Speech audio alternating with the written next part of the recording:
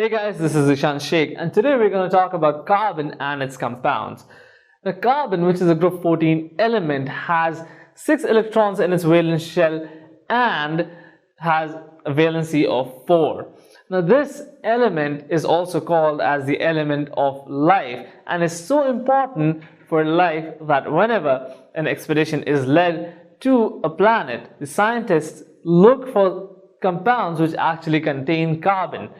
Now, until the dark eras of science, when the scientists did not know about the organic compounds as much, they always thought that these carbon compounds were only found in humans and could not be synthesized in a laboratory, and hence they had named it organic compounds. The word organic means living, and it was their belief until Frederick Wohler, a scientist who worked on urea and showed that it is possible to make urea or synthesize urea in the laboratory. And from there was a new branch of chemistry which has started, which is known as organic chemistry. Organic, which is living again, and chemistry, which is the study of chemicals.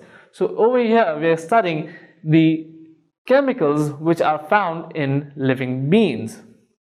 Now, these organic compounds are so important to us, as everything that we use in our day-to-day life, starting from our medicines to the supplements that we eat, and even the food which is suggested by a dietitian for you to build your muscle, is based on these organic compounds.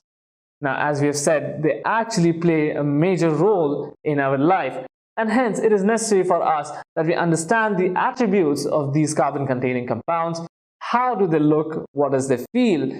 And which one of them are actually dangerous to us, and which ones are beneficial for our bodies, and what kind of reactions would they show when they are subjected to certain conditions. For all these information, stay tuned with us for these lectures.